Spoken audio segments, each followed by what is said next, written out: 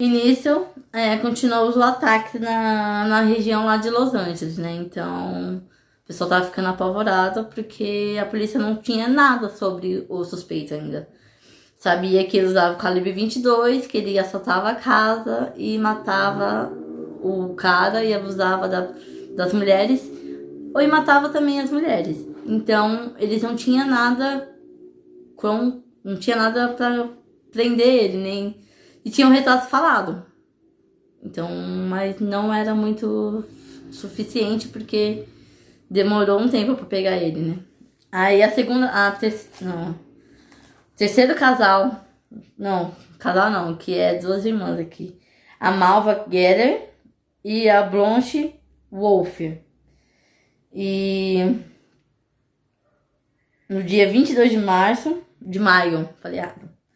Malva Getter, de 83 anos, juntamente com sua irmã inválida, Blanche Wolfe, de 86 anos, foram descobertas na casa de Malvia.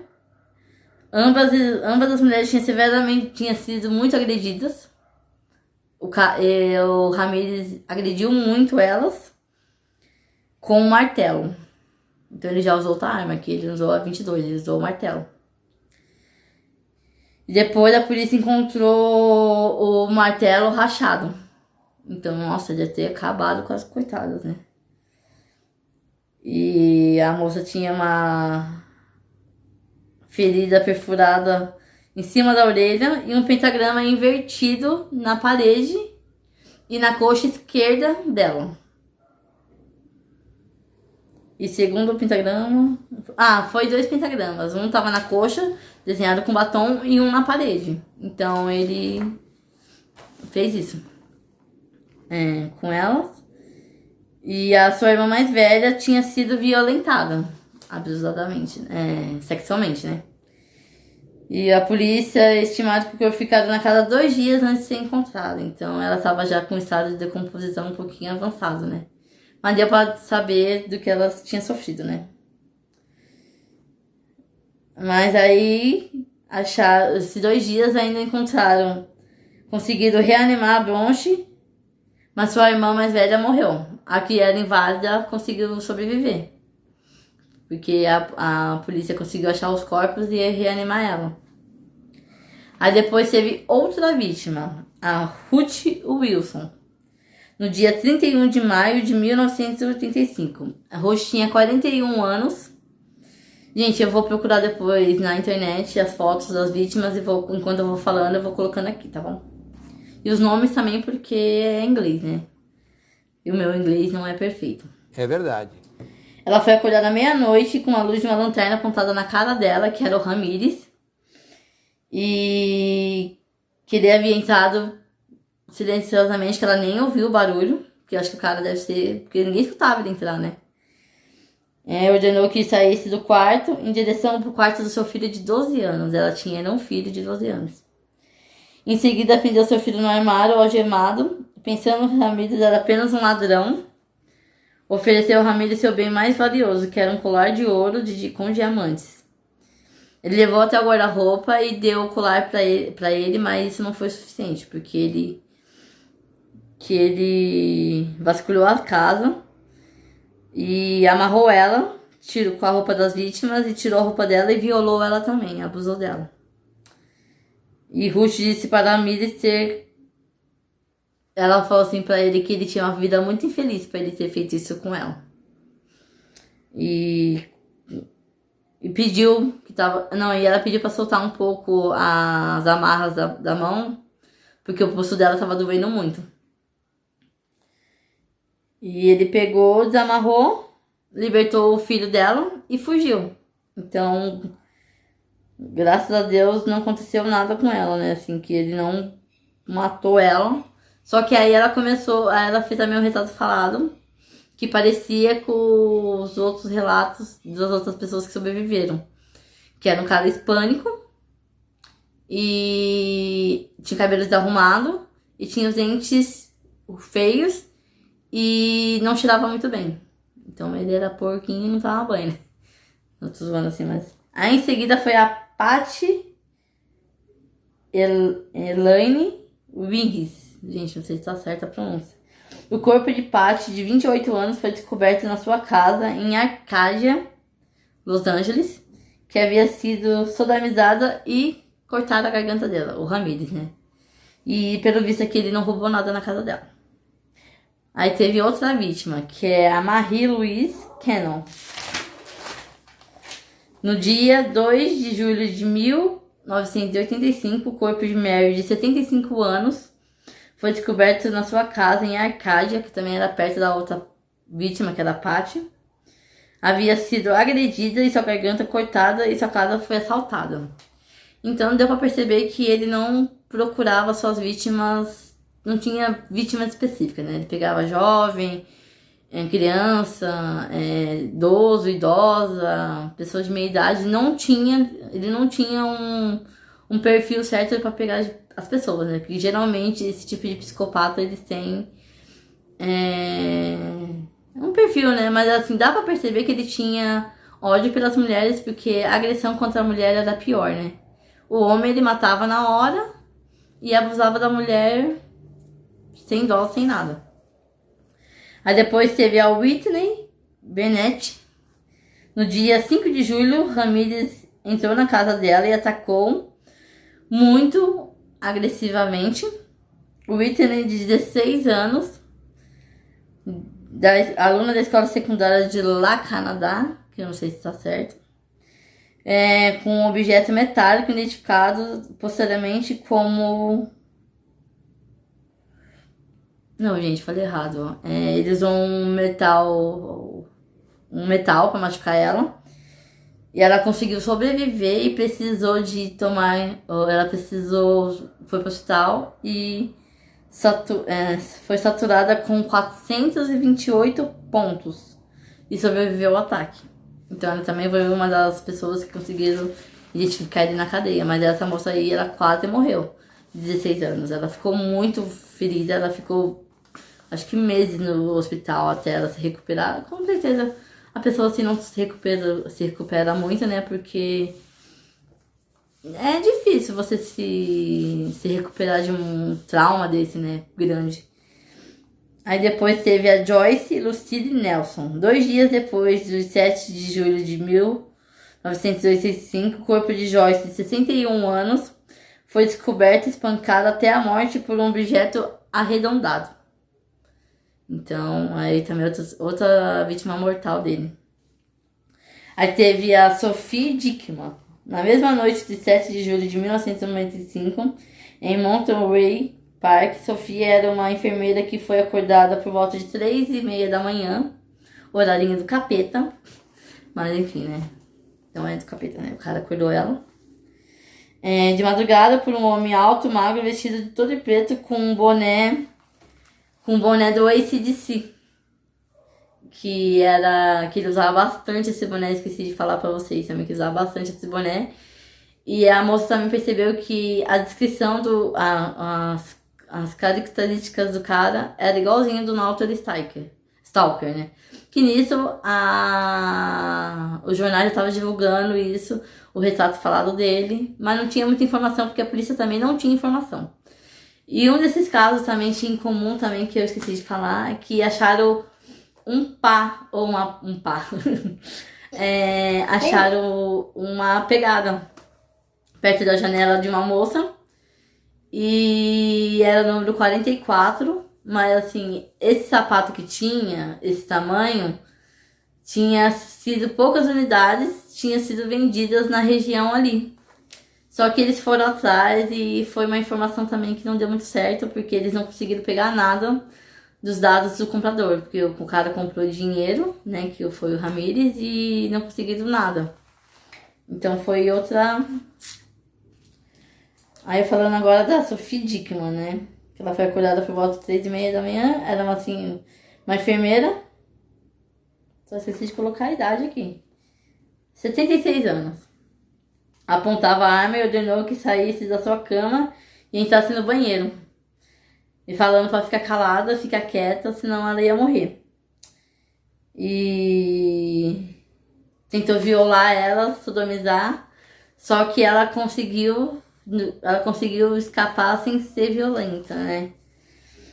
E aí ele frustrado e humilhado, que não teve como conseguir manter uma ereção. Então aí ele pegou, roubou a casa dela e poupou a vida dela, não matou ela, deixou ela viva. Foi também uma que sobreviveu.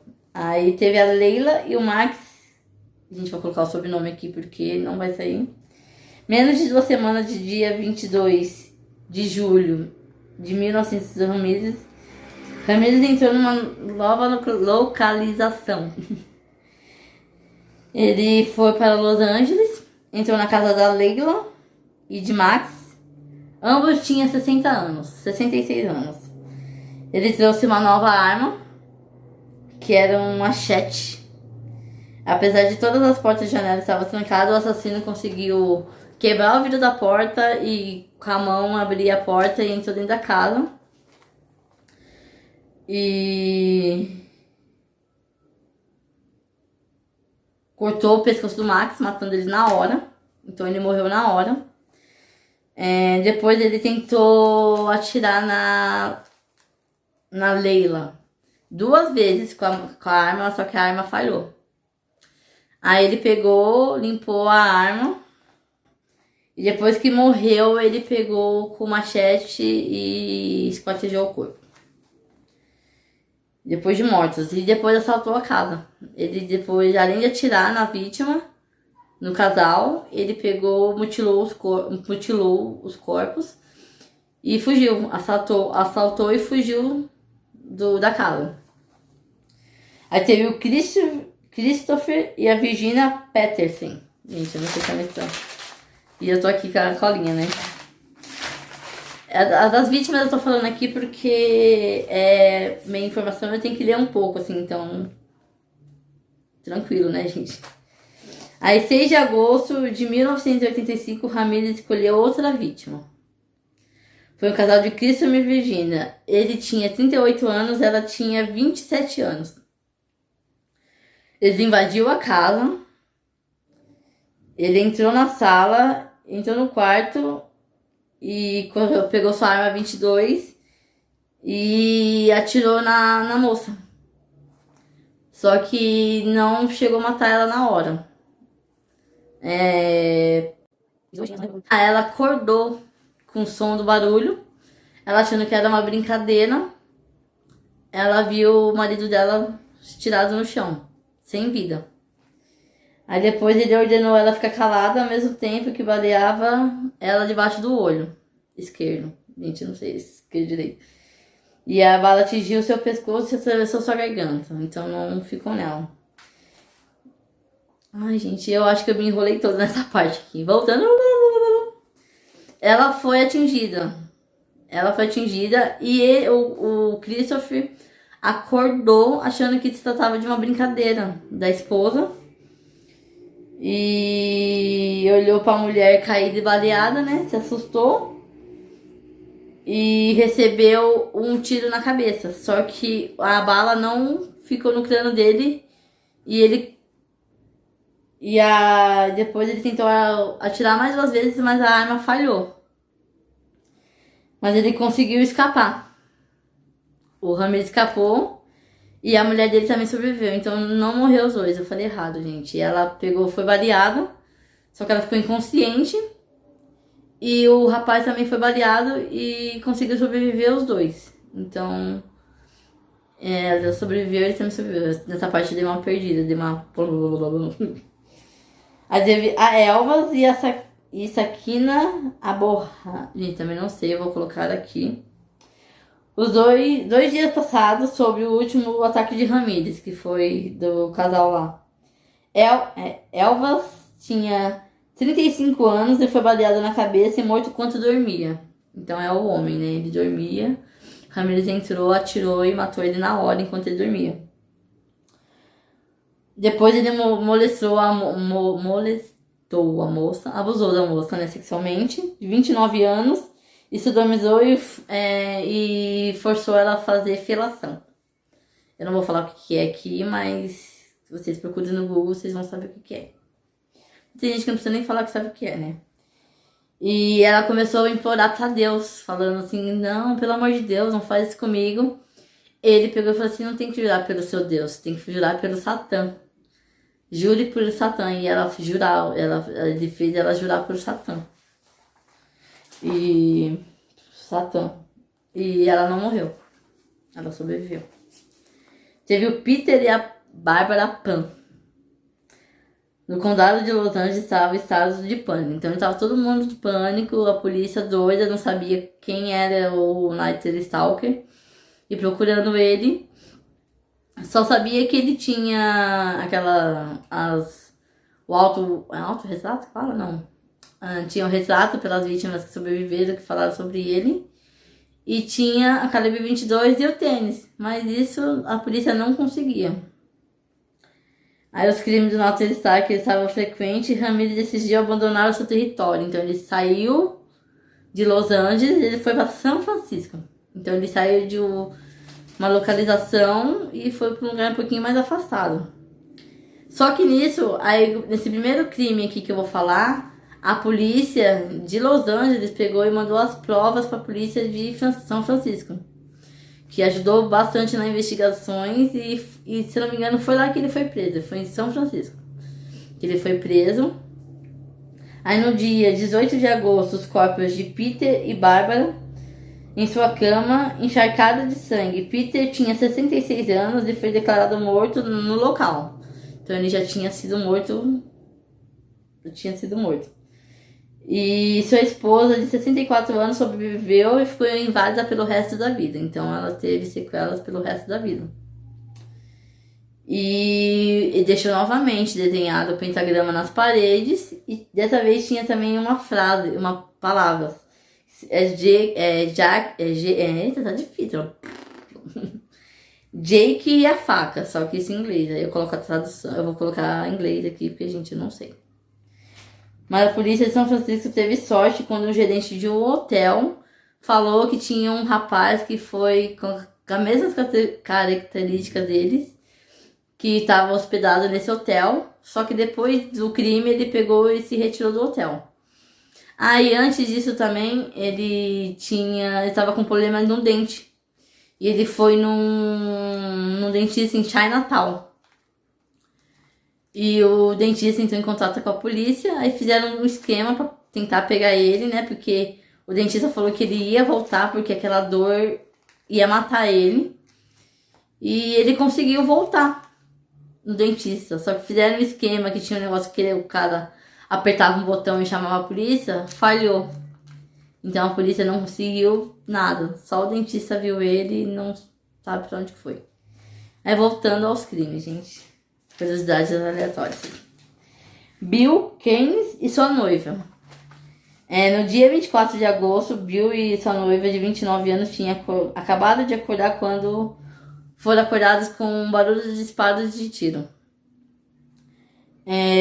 Ela virou para o seu noivo, mas ele já estava ferido gravemente. Então ele já estava machucado, né? Antes que pudesse ter alguma reação, o Ramirez agarrou ela pelo cabelo e arrastou para outro quarto, onde seus joelhos e pulsos estavam presos por gravatas. E perguntou se ela conhecia ele, e ele falou que era o Walter Stalker. Então ele pegou e se apresentou como Walter Stalker. Ele falou assim, eu sou o perseguidor noturno. Aí ele vasculhou a casa e não encontrou nada que tinha valor. Só que essa moça, eles tinham uma quantia em dinheiro escondida num lugar lá que só ela sabia. E aí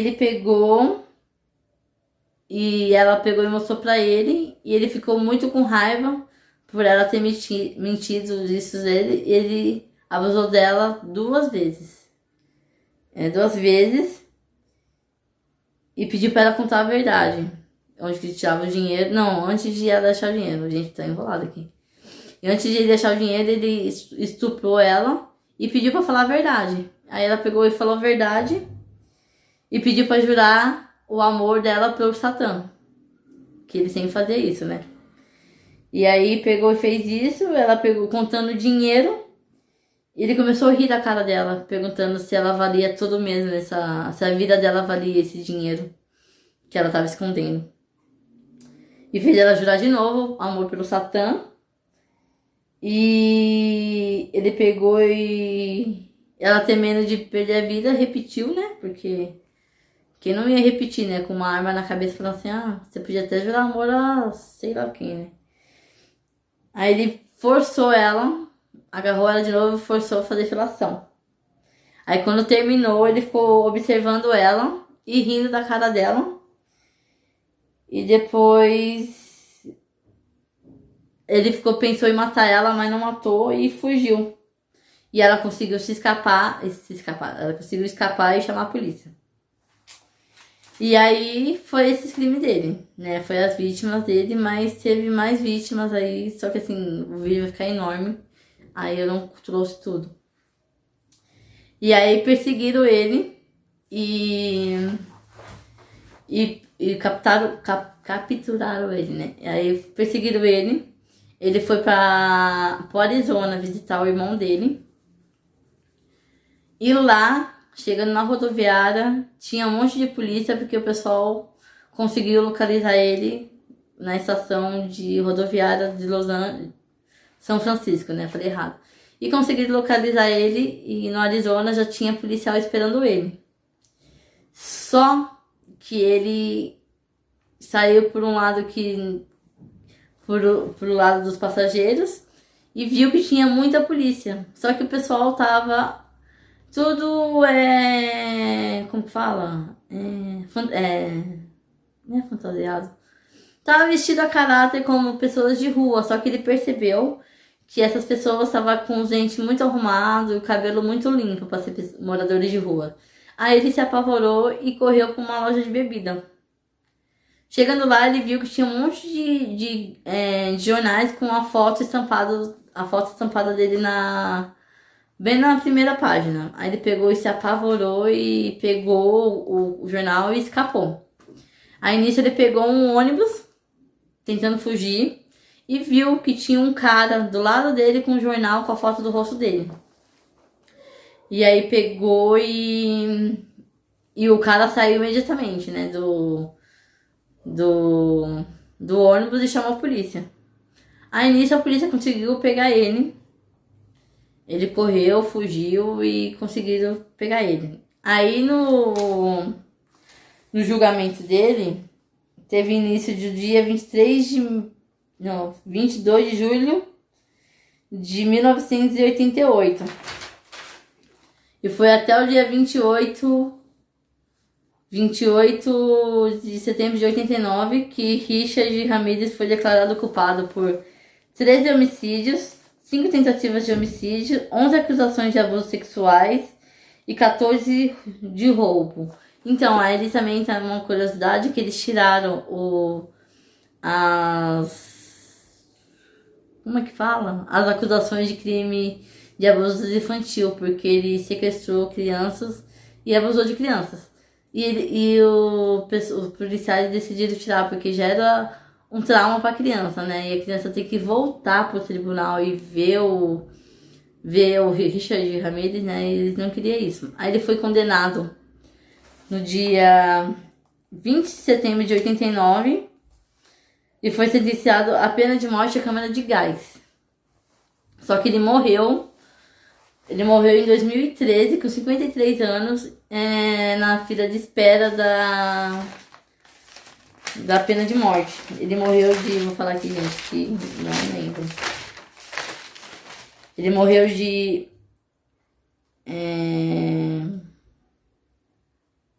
procurando aqui. Ele morreu na Califórnia, dia 7 de julho de 2013. Deixa eu ver aqui a situação. Ele morreu de... Eita, tá difícil aqui. Causa da morte: linfoma de célula B. Gente, eu não sei o que é isso. E aí ele pegou e falou que o julgamento dele foi muito longo e muito difícil. O mais difícil da história americana. E enquanto isso, ele ia muita mulherada ver ele no julgamento. Ele tinha muito fãs. Na cadeia, ele recebia várias fotos de mulheres sensualizando pra ele.